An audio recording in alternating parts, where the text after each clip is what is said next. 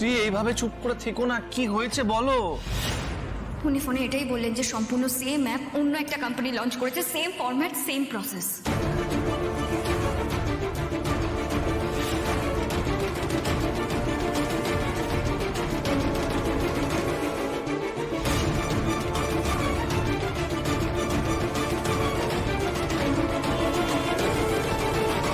মানে আমাদের মতোই এমার্জেন্সি মেডিকেল সার্ভিস?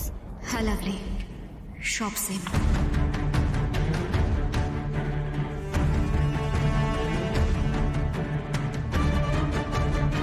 কি বলছো কি শ্রী?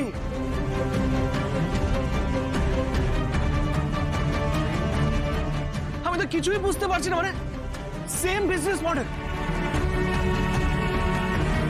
সেম প্রসেস, এটা এটা কি করে হতে পারে শ্রী? শ্রী মানে মাথা কাজ করছে না।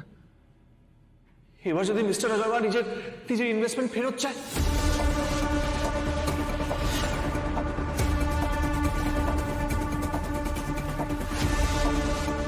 তখন আমরা ওনার ইনভেস্টমেন্ট কি করে ফেরত দেব? আমরা একটু বেশি তাড়াহুড়ো করে ফেললাম না তো? বুঝতে পারছি না আমি, আমার মাথা ঘুরছে। আমি না কেমন একটা সব গুলিয়ে যাচ্ছে আমার। প্লিজ তুমি এখন এভাবে ভেঙে পড়ো না, আমাদের ফাইট করতে হবে রাজ, লড়াই করতে হবে আমাদেরকে। আর বিজনেস করতে গেলে এরকম অনেক রাইভেলি আসবে, অনেক সিচুয়েশনের সম্মুখীন আমরা হব।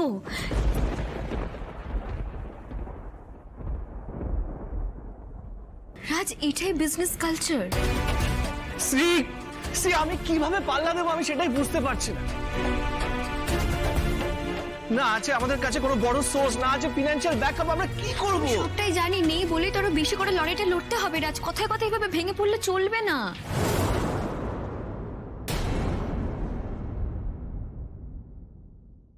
কিন্তু শ্রী সামনের মানুষটা যখন এতটা শক্তিশালী হয় না, তখন এত সহজে লড়াই করা যায় না।